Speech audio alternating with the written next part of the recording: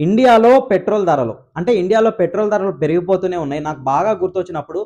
60 ఎంతో ఉన్నిందనమాట పెట్రోలు. దాని తర్వాత 70, 75, 80, 85, 90, 100, 110, 115 కూడా ఉన్నాయన్నమాట కొన్ని కొన్ని దగ్గరలో. ఈరోజు బెంగుళూరులో పెట్రోల్ ప్రైస్ 111 దగ్గర ఉంది. కానీ మన ఆంధ్ర, తెలంగాణలో అయితే 115 ఇంకా దాటి కూడా ఉండుండొచ్చనమాట. సో ఎందుకిలా పెరిగిపోతూ ఉంది పెట్రోల్ ప్రైసు అనంటే కొంతమంది అనుకోవచ్చు. ఈ మధ్య రీసెంట్‌గా యుద్ధాలైతే జరుగుతూ ఉన్నాయి. అందుకని పెరిగిపోతుందని చెప్పి. యుద్ధాలు జరగముందు కూడా పెట్రోల్ రేట్ పెరిగిపోతూనే ఉందన్నమాట. ఇప్పుడు కూడా పెరిగిపోతూనే ఉంది. దీనికి మీకు ఇక్కడ ఒక గ్రాఫ్ పెడుతున్నాను చూడండి. ఏంటి అనంటే 2015 నుంచి ఇప్పటి వరకు మీరు చూసుకుంటే మామూలుగా చెప్పాలి ఏంటి అనంటే క్రూడ్ ఆయిల్ నుంచి పెట్రోల్ అయితే తీస్తారనమాట. క్రూడ్ ఆయిల్ ఒక బ్యారెల్ వచ్చేసేసి ఇంటర్నేషనల్ మార్కెట్‌లో ఒక $70 లేకుంటే ఒక $80 ఉంటదనుకోండి. దాన్ని మనోళ్ళు బల్క్‌గా తీసుకొచ్చుకొని అంటే కొనుక్కొని తీసుకొచ్చుకొని దాన్ని ప్రాసెస్ చేసి దాంట్లో నుంచి పెట్రోల్ గాని రిమైనింగ్ ఇంకా చాలా వస్తాయన్నమాట. ఒక పెట్రోలే కాదు. డీజిల్ గాని, దాని తర్వాత ఏరోప్లేన్ పెట్రోల్ గాని ఇలాంటివి చాలానే వస్తాయన్నమాట. దాని నుంచి ఎల్‌పీజీ గాని ఇవన్నీ. సో వాటన్నిటిని ఎక్స్ట్రాక్ట్ చేసేసి ఒక్కోదాన్ని ఒక్కో రకంగా పంపిస్తూ ఉంటారనమాట. సో అంత బల్క్‌గా తీసుకొని ఈ ప్రాసెస్ అంతా చేస్తూ ఉంటారు గదా! ఇప్పుడేంటి అనంటే ఒక బ్యారెల్ ప్రైస్ గాని పెరిగితే పెట్రోల్ రేట్ ఆబ్వియస్‌గా పెరుగుతది. కానీ బ్యారెల్ ప్రైస్ తగ్గినా గాని పెట్రోల్ ప్రైస్ తగ్గట్లేదన్నమాట. చాలా వరకు తగ్గట్లేదు. మీకు ఆ గ్రాఫ్‌లో చూస్తే మీకు అర్థమైపోతది ఏంటి అనంటే బ్యారెల్ ప్రైస్ తగ్గుతున్నప్పటికి మీకు 2 డిఫరెంట్ గ్రాఫ్‌లు అర్థమవుతున్నాయి గదా! బ్యారెల్ ప్రైస్ పెరుగుతూ, తగ్గుతూ ఫ్లక్చుయేట్ అవుతూ ఉంటది. అంటే అది తగ్గినప్పుడు తగ్గుతుంది, పెరిగినప్పుడు పెరుగుతుంది అది ఓకే. బట్ మన పెట్రోల్ మాత్రం ఎక్కడ తగ్గట్లేదన్నమాట. ఒకటే ఒక దగ్గర తగ్గింది. బట్ మిగతా దగ్గరంతా పెరుగుతూనే ఉంది. ఇంకా మెయిన్ ఏంటి అనంటే 2020లో కరోనా టైంలో ఒక బ్యారెల్ వచ్చి $40కి వచ్చింది. 39 $40 వచ్చేసింది. కానీ మన ఇండియాలో మాత్రం పెట్రోల్ రేట్ పెరుగుతూనే ఉన్నాయన్నమాట. ఎందుకు పెరుగుతున్నాయి? అసలు పెట్రోల్ రేటు ఏ దాని మీద ఆధారపడి ఉంటది? అంటే ఓన్లీ క్రూడ్ ఆయిల్ మీద ఆధారపడి ఉంటదా? ఇంకా ఏ ఏ విషయాలున్నాయి? దాంట్లో టాక్స్‌లు ఎంతున్నయి? ఆ టాక్స్ మనీతో గవర్నమెంట్ ఏం చేయాలి? అది ఏం చేయట్లేదు. అంటే గవర్నమెంట్ ఏం చేయట్లేదు. ఈ విషయాలన్నీ ఈరోజు మాట్లాడుకుందాం రండి. ఫస్ట్ టాపిక్ ఏంటి అనంటే, అంటే క్రూడ్ ఆయిల్ పెరిగితే పెట్రోల్ రేట్లు పెరుగుతున్నాయి. మరి క్రూడ్ ఆయిల్ తగ్గితే పెట్రోల్ రేట్లు కూడా తగ్గాలి గదా! అన్నట్లయితే అనుకుంటూ ఉంటారనమాట. ఇది ఎలా అంటే ఫస్టు క్రూడ్ ఆయిల్ అంటే ఏంటి అనంటే ఇప్పుడు అది ముడి ఆయిల్ కదా! సో, ఈ మధ్య యుద్ధం జరిగింది. యుద్ధం జరిగినప్పుడు ఏంటి ఒకప్పుడు క్రూడ్ ఆయిల్ $70 ఉండే. ఇప్పుడు కూడా $70 ఉంది. బట్ యుద్ధం టైంలో $115 ఉండే. ఆ హార్మూజ్ అదంతా క్లోజ్ అయిపోయినప్పుడు. ఇప్పుడు అది ఓపెన్ అయింది కాబట్టి $70కి వచ్చేసింది. మరప్పుడు తగ్గాలి గదా! అంటే అక్కడ తగ్గింది కదా క్రూడ్ ఆయిలు. ఇక్కడ ఇండియాలో పెట్రోల్ రేట్లు తగ్గాలి గదా! అంటే ఇక్కడే విషయం ఉందన్నమాట. ఇండియా ఒక్కసారి ఏం చేస్తదంటే బల్క్‌గా తీసుకొచ్చుకొని పెట్టేస్తది. ఓకేనా. ఎక్కువ తీసుకుంటదన్నమాట. ఒకవేళ తగ్గినా గాని వాళ్ళకి ఆ రికవర్ చేసుకునే దానికి మనీ అయితే కావాలన్నమాట. అందుకని వీళ్ళేం చేస్తారంటే ఒక నెల, 2 నెలలు ముందు, ఒక నెల, 2 నెలల తర్వాత వాటన్నిటిని యావరేజ్ తీసుకొని దాన్ని బేస్ చేసుకొని ప్రైస్ అయితే డిసైడ్ చేస్తారైతే చెప్పొచ్చన్నమాట. ఇక్కడ మళ్ళీ మీకు ఇంకొక ఆలోచన రావచ్చు. ఓకే. హై ప్రైస్‌లో ఉన్నప్పుడు ఆ క్రూడ్ అంతటిని తీసేసుకున్నారు. అంటే క్రూడ్ ఆయిల్‌ని తీసుకున్నారు. దానికి తీసుకున్న తర్వాత రేట్లయితే తగ్గినియి. బట్ వీళ్ళు తీసుకున్నారు గదా! ఇదంతా ప్రాసెస్ చేసేసి పెట్రోల్ అంతా అంటే ప్రొడ్యూస్ చేసేసి దాన్ని అమ్మేసారనుకుందాం.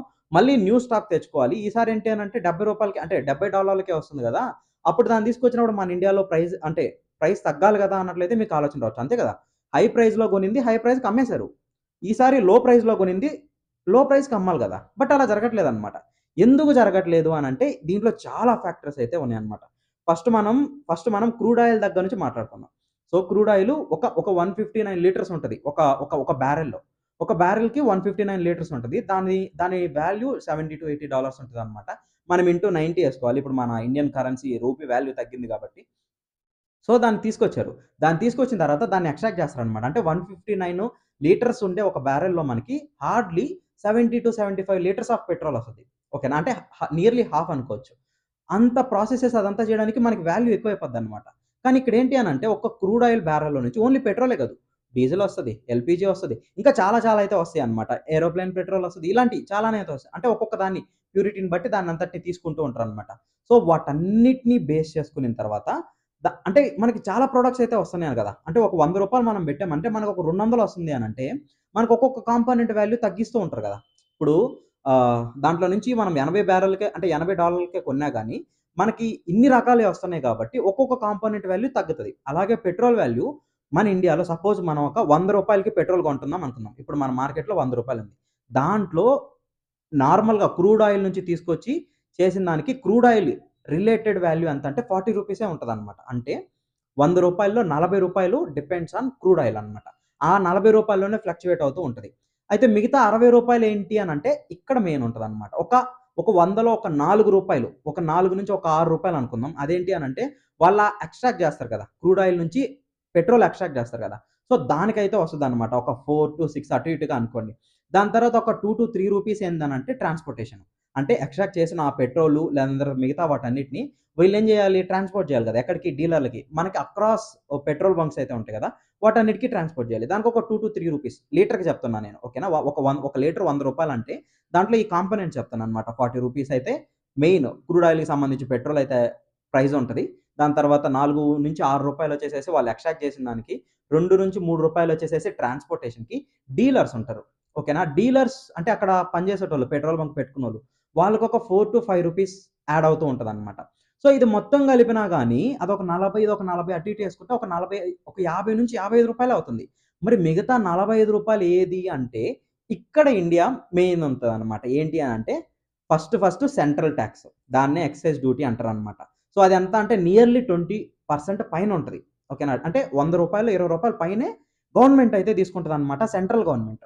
ఓహో! అంత తీసుకుంటదా అని నాకు షాక్ అనిపించింది. సో, ఒక లీటర్‌లో అంటే మీరు ఖర్చు పెట్టే ప్రతి రూ. 100లో రూ. 20 నియర్లీ సెంట్రల్ గవర్నమెంట్‌కి టాక్స్ ఎళ్తది. ఓకేనా? సరే ఒక రూ. 20 పోయేసిందనుకుందాం. దాని తర్వాత ఏంటి ఇంకా మిగతాదేంటి ఇప్పుడు మనం అదొక 55 ఇదొక 20, 75 ఒక నియర్లీ అటు ఇటు 80 దాకా ఉంది గదా! మరి మిగతాదేంది అంటే ఇక్కడ స్టేట్ గవర్నమెంట్ వస్తదనమాట. State VAT. ఓకేనా? వాల్యూ యాడెడ్ టాక్స్ అనేదో అంటారు. సో, ఇదేం చేస్తది అనంటే దాని ఓన్ మన స్టేట్ ఓన్ టాక్స్ పెట్టుకుంటది. అంటే ఈ మనీ అంతా స్టేట్‌కెళ్తాయన్నమాట. ఈ స్టేట్ ఏం చేస్తదంటే ఈ వాట్‌ని ఒక్కొక్క స్టేట్ ఒక్కొక్క రకంగా పెట్టుకుంటదన్నమాట. ఇప్పుడు కొంతమంది ఏం చేస్తారంటే రూ. 29 తీసుకుంటారు. కొంతమంది రూ. 30 తీసుకుంటారు. కొంతమంది 20 తీసుకుంటారు. అందుకనే మనకి అక్రాస్ స్టేట్స్‌లో ఒక దగ్గర 115 ఉంటుంది. ఒక దగ్గర 111 ఉంటుంది. ఒక దగ్గర 110 ఉండొచ్చు. ఎందుకు అనంటే ఆ స్టేట్‌ని బేస్ చేసుకొని ఆ స్టేట్ వాట్ అయితే ఉంటదన్నమాట.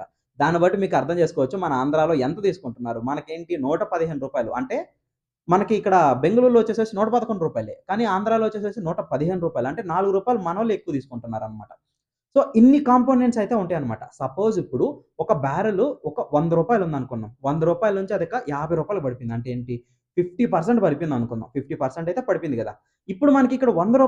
50 తగ్గదు. ఓకేనా? నేను చెప్పాను చూడండి స్టార్టింగ్‌లో. అంటే ఆ క్రూడ్ ఆయిల్‌కి డైరెక్ట్‌లీ డిపెండెంట్ ఏంది? ఈ రూ. 40 పెట్రోల్ అన్నమాట. ఓకేనా? సో, పెట్రోల్ మెయిన్ కాంపోనెంట్ ఏంది? రూ. 40 కదా! సో, ఆ రూ. 40లో 50% అంటే ఎంత? రూ. 20 అంటే ఓవరాల్‌గా మనకి రూ. 100లో రూ.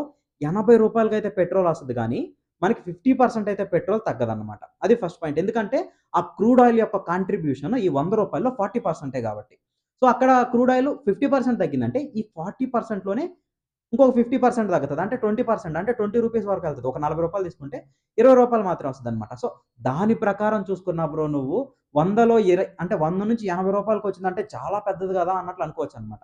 కానీ ఇక్కడే చాలా ఉంటాయన్నమాట. ఏంటి అనంటే గవర్నమెంట్ ఏం చేస్తదనంటే తన కంటిన్యూయస్ ఫ్లో టాక్స్‌ని తీసుకోవడానికి రెడ్యూస్ చేయరన్నమాట. అంటే ఇంకోటేంటి అనంటే ఈ రెడ్యూస్ చేసే ఫ్యాక్టర్ కూడా చాలా ఓట్ల మీద ఆధారపడి ఉంటది. అంటే ఇప్పుడు సడెన్‌గా రూ. 70 ఒకవేళ మళ్ళీ డిమాండ్ పెరిగి మళ్ళీ 80కెళ్ళొచ్చు. లేదా ఇంకా తగ్గిపోయి ఇంకా 60కి రావచ్చు. లేదా ఇంకేదన్నా వార్ జరగొచ్చు. లేదా మన ఇండియన్ కరెన్సీ దాదాపు పడిపోవచ్చు. రూ. 100కెళ్ళిపోవచ్చు.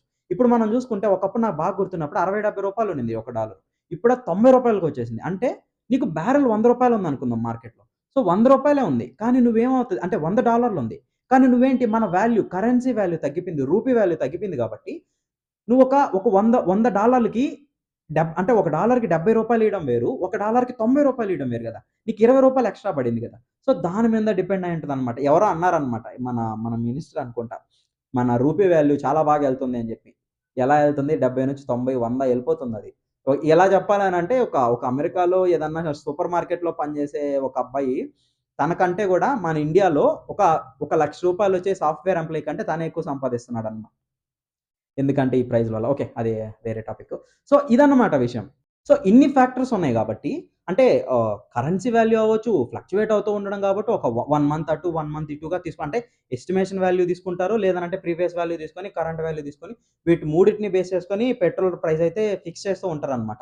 సో, ఇవన్నీ తీసుకున్నా గాని ఇన్ కేసు సపోజు అక్కడ మనకి రూ. 20 రూ. 10 తగ్గిందనుకుందాం. రూ. 10 తగ్గింది అనంటే రూ. 10 గవర్నమెంట్ ఇంకొంచెం టాక్స్ ఏసినా ఒక రూ. 5, రూ. 4 కాకుండా కనీసం రూపాయి, రూ. 2 తగ్గాలి. కానీ ఎప్పుడు తగ్గుతదో గూడా తెలీదనమాట. సో, నాకు తెలిసినంత వరకు, నేనిప్పటి వరకు చూసినంత వరకు ఒక్కసారేమో మన హిస్టరీలో పెట్రోల్ రేట్లు తగ్గినాయి. దాని తర్వాత అది పెరుగుతూనే ఉంది. అంటే మార్కెట్ ఎలా ఉన్నా గాని పెరుగుతూనే ఉందనమాట. సో, దానికి రూపీ వాల్యూ పతనం అవ్వచ్చు. లేదనంటే ఈ చార్జెస్ ఎక్కువ అవ్వచ్చు. ట్రాన్స్‌పోర్టేషన్ ఎక్కువ అవ్వచ్చు. Whatever it is. And state government tax, central government tax ఇవన్నమాట. రూ. 100 ఓకే. ఇప్పుడు ఇవన్నీ పక్కన పెట్టేద్దాం. మీకు ఇప్పుడు అర్థమైంది కదా! ఒక బ్యారెల్ అంతున్నా గాని అంటే బ్యారెల్ ప్రైస్ తగ్గినా గాని ఇండియాలో పెట్రోల్ రేట్లు తగ్గట్లేదు. ఎందుకనంటే మన పెట్రోల్‌లో 60% పెట్రోలు అంటే ఆ డిపెండెంట్ ఏంది అనంటే ట్రాన్స్‌పోర్టేషను, దాని ఎక్స్‌ట్రాక్షను, దాని తర్వాత డీలర్సు, దాని తర్వాత స్టేటు, సెంట్రలు, టాక్స్‌లు ఇవి మాత్రమే ఉన్నాయన్నమాట. ఒక 40% మాత్రమే directly dependent on crude oil. అందుకనే మనకి అంత డిఫరెన్స్ అయితే తెలీదన్నమాట. కొంచెం డిఫరెన్స్ ఉన్న మన ఇండియా ఏం చేస్తదనంటే దాన్ని తీసుకొనేసేసి ఎక్స్‌ట్రా యాడ్ చేస్తదన్నమాట. అప్పుడేమవుతదంటే మనకి కంటిన్యూయస్ ఫ్లో ఆఫ్ ఇన్‌కమ్ అయితే వస్తూ ఉంటది కదా! టాక్స్ నుంచి. సో, అందుకని చెప్పి మోస్ట్‌లీ ఇండియా అయితే తగ్గిదన్నమాట. ఒకవేళ తగ్గించినా ఎంత రూపాయి అనుకుంటున్నా నేను ఫ్యూచర్‌లో చూడాలి. ఓకేనా? సరే ఇప్పుడు తీసుకుందాం. నాకు 20% సెంట్రల్ గవర్నమెంట్ తీసుకుంటుంది. 20% సెంట్రల్ అంటే మీరు స్పెండ్ చేసే పెట్రోల్ మీద ప్రతి రూ. 100లో రూ. 20 సెంట్రల్ గవర్నమెంట్ తీసుకుంటుంది. ఇప్పుడు సెంట్రల్ తీసుకునే ఆ రూ. 20 ఉన్నాయి కదా! రూ. 100 అంటే ఆ 20% ఉంది కదా! అవి సెంట్రల్ గవర్నమెంట్ ఎక్కడ ఖర్చు పెట్టాలి అనంటే, అంటే నార్మల్‌గా చూస్తే వాటిని ఎక్కడికెక్కడ ఖర్చు పెట్టాలి? రైల్వేలో ఖర్చు పెట్టాలన్నమాట. లేదనంటే ఆర్మీకి ఖర్చు పెట్టాలి. లేదనంటే హైవేసు, ఈ రైల్వే వీటన్నిటికి ఖర్చు పెట్టాలన్నమాట. మన ఇండియాలో రైల్వే చూసుకుంటే దారుణం. దారుణాతి దారుణం. ఆ వాష్‌రూములు చూడాలి బాబోయ్! ఇంకా హైవేలు అంటారా? హైవేలు కొన్ని కొన్ని దగ్గరలో మంచిగా ఉన్నాయి. కొన్ని కొన్ని దగ్గరలో మంచిగా లేవు. చాలా దగ్గరలో అయితే లేవన్నమాట. ఇంకా ఇంకా స్టేట్‌లో చెప్పాలబ్బా! అయ్యైతే రోడ్లేస్తారు ఫస్టు. మళ్ళీ పగలగొడతారు. మళ్ళీ డ్రైనేజీలు కడతారు. మళ్ళీ దాని మీద రోడ్లేస్తారు. ఎందుకో తెలీదు. దాని తర్వాత ఏంటి అంటే ఇప్పుడు మనకి హైవేలు చూసాము. ఇవి చూసాము. ఇంకా ఒక ఆర్మీ అయితే నేనైతే నమ్ముతా. ఎందుకంటే రీసెంట్‌గా ఒక యుద్ధం వచ్చినప్పుడు మాత్రం మన ఇండియా మన దగ్గర ఉండే పవరు దాని తర్వాత S-400 ఇవన్నీ చాలా అయితే కాంట్రిబ్యూట్ చేశాయి. సో, ఆర్మీకి బానే యూజ్ చేస్తుంది అనుకుందాం. ఈ రోడ్స్ ఎక్కడ, రైల్వేస్ ఎక్కడ ప్రాపర్‌గానే లేవు. అదేమనంటే వందే భారత్ తీసుకొస్తారు ఫుల్ రేట్లు పెంచేసేసి. ఓకే. కనీసం సెంట్రల్ గవర్నమెంట్ దగ్గర నుంచైనా మనం కొన్ని చూస్తున్నాం. మంచి రైల్వేస్ అయితే కొన్ని వచ్చాయి. వందే భారత్ ఇలాంటియి.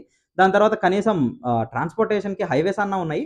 దాని తర్వాత వచ్చేసేసి ఇండియా ఆర్మీకైతే కొంచెం బానే యూజ్ అయింది అనుకుందాం. ఇప్పుడు స్టేట్ గవర్నమెంట్‌కొద్దాం. స్టేట్ గవర్నమెంట్ ఏంటి? సెంట్రల్ గవర్నమెంట్ కంటే కూడా స్టేట్ గవర్నమెంటే ఎక్కువ తీసుకుంటుంది. చెప్పాలి అనంటే. 25-29% స్టేట్ గవర్నమెంటే తీసుకుంటుందన్నమాట. అందుకనే మన ఇండియాలో అంటే ఆంధ్రాలో రూ. 115 వచ్చేసింది. సో, మన స్టేట్ అంత తీసుకున్నప్పుడు మన స్టేట్ ఏం చేయాలనంటే రోడ్లేపియాలి. ఓకేనా? రోడ్లు. లేదనంటే ఏయన్నా వెల్‌ఫేర్స్‌కి సంబంధించి. లేదనంటే గవర్నమెంట్ హాస్పిటల్స్‌కి సంబంధించి. అవి కూడా కాదు అనంటే ఇక రోడ్లు స్కూల్స్‌కి చెప్పొచ్చు. స్కూల్స్ ఇవి కట్టియడానికి. సో, వీటన్నిటి మీద మన స్టేట్ గవర్నమెంట్ ఈ మనీనైతే స్పెండ్ చేయాలి. లెక్క ప్రకారం అయితే స్పెండ్ చేయాలి. ఇంకా మన ఆంధ్రాలో తీసుకుందాం. First schools. ఏదో వచ్చి రంగులేసేస్తారు. అంటే నేను ఒకరినని చెప్పట్లేదు. ఇంకా మా ఊర్లో మా స్కూల్ గురించి చూసుకున్నా గానీ, ఎలా అంటే పడిపోయే సిట్యుయేషన్‌లో ఉంది. అంటే నేను రూ. 100 పెట్రోల్ కొని దాంట్లో రూ. 25 గవర్నమెంట్‌కి కట్టి అంటే నేను అంటే పెట్రోల్ 1 లీటరే కాదు కదా! మనం కొంటూనే ఉంటాం. అంటే కొన్న ప్రతిసారి రూ. 100 ఇచ్చిన ప్రతిసారి రూ. 20 నేను డైరెక్ట్‌గా గవర్నమెంట్‌కి టాక్స్ కడుతున్నప్పుడు, గవర్నమెంట్ ఆ మనీని స్కూల్ కట్టడానికి వాడాలి. ఎందుకంటే రేపు నా పిల్లలు చదువుకోవాలి అనంటే ఆ స్కూల్స్ ఉండాలి గదా! కానీ స్కూల్స్ కట్టట్లేదు. అంటే నేను ఇక్కడ టాక్స్ కట్టి, రేపు ప్రైవేట్ స్కూల్స్‌లో అక్కడ మనీ కట్టి నాకేం మిగులుతుందో నాకు అర్థం కావట్లేదు. ఇంకొకటి రోడ్స్ అన్నమాట. ఇంకా ఆంధ్రాలో రోడ్స్ అనంటే కనీసం ఈ మధ్యన కొన్ని రోడ్స్ వచ్చాయి. అంతకు ముందైతే ఇంకా దారుణంగా ఉండేటియి. నేను 10థ్ క్లాస్‌లో చదివినప్పుడు ఒక ఊర్లో రోడ్ ఉండేది. నేను అక్కడ జాయిన్ అయినప్పుడు అదే రోడ్డు. 5, 6 సంవత్సరాలు, 7, 8 సంవత్సరాలకెళ్ళిన తర్వాత కూడా అదే రోడ్ అన్నమాట. సో, రోడ్లు అసలు ఎక్కడేస్తున్నారో కూడా తెలియట్లేదన్నమాట. దాని తర్వాత గవర్నమెంట్ హాస్పిటల్స్ అవైతే ఇంకా దారుణం. ఓకేనా? ఇంకా గవర్నమెంట్ రోడ్లనమాట. ఇప్పుడే చెప్పాను గదా! రోడ్లు. ఫస్ట్ రోడ్డేస్తారు. దాని తర్వాత అంతటా పగలగొడతారు. దాని తర్వాత మళ్ళీ డ్రైనేజ్ అవి ఇవి నీట్‌గా చేస్తారు. మళ్ళీ రోడ్డేస్తారు. సో, ఎక్కడ మనం రూ. 100 ఇంత ఇంత టాక్స్ కడుతున్నప్పుడు, మన గవర్నమెంట్ మనకి నిజంగానే అంత వాల్యూ ఇచ్చి మనకి స్పెండ్ చేస్తుందా? మీరంటే ఎవరైనా ఒక రాజకీయ నాయకుడు లేదంటే ఎవరైనా గాని నేను ఎవరికీ ఇది కాదనమాట. నేను ఎవరి గురించి చెప్పట్లేదు. నేను న్యూట్రల్‌గా టాక్స్ పేయర్‌గా లేదనంటే మీకొక యూట్యూబర్‌గా చెప్పాల్సిన విషయాలు కాబట్టి చెప్తున్నాను. ఎవరైనా సరే ఒక రాజకీయ నాయకుడు మీకు రోడ్లేసినా, బళ్ళు నీట్‌గా చేపిచ్చినా, లేదనంటే మీకు వెల్‌ఫేర్స్‌కి సంబంధించి ఏమన్నా గురుకులాలు వాటికి నీట్‌గా చేసినా, లేదనంటే ఇంకేమన్నా హాస్పిటల్స్ నీట్‌గా చేసినా, అవన్నీ వాళ్ళ డబ్బులు కాదు. ఓకేనా?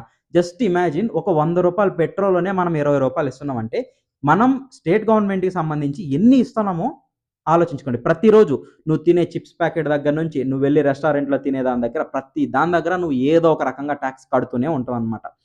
ఓకేనా? అంత టాక్స్ కట్టిన తర్వాత మనకొచ్చే ఈ ఫెసిలిటీస్ ఉన్నాయి చూడండి. అవి అసలు ఏం లేవనైతే ఆల్‌మోస్ట్ ఏం లేవనైతే చెప్పొచ్చు. సో, హోప్ మన ఇండియా లేదనంటే మన స్టేటు మనం ఇచ్చిన ఈ టాక్స్ మనీతో మంచిగానే ఖర్చు పెట్టాలనైతే అనుకుందాం. మీకు ఓవరాల్‌గా ఎపిసోడ్ ఏమనిపించిందో చెప్పండి. సో, ఒకవేళ పెట్రోల్‌లో ఆ బ్యారెల్ రేట్ పెరిగినా గాని, తగ్గినా గాని పెరిగితే మాత్రం పెట్రోల్ రేట్ పెరుగుతుంది గానీ, తగ్గితే మాత్రం పెట్రోల్ రేట్ ఆల్‌మోస్ట్ తగ్గదనమాట. ఒకవేళ తగ్గినా చాలా నెగ్లిజిబుల్ ఉంటది. ఎందుకనంటే గవర్నమెంటు ఆ టయానికి తన తన ఇన్‌కమ్ ఎలా అంటే టాక్స్ నుంచి వచ్చే ఇన్‌కమ్ పెంచుకోవడానికే చూస్తదనమాట. ఒకవేళ అంటే పోయినా పర్లేదు గానీ, ఆ తీసుకున్న అమౌంట్ మనకి ప్రాపర్‌గా అన్నీ చేస్తే బాగుంటదని నా అభిప్రాయం. మీకేమనిపించిందో కామెంట్ చేయండి. Thank you all.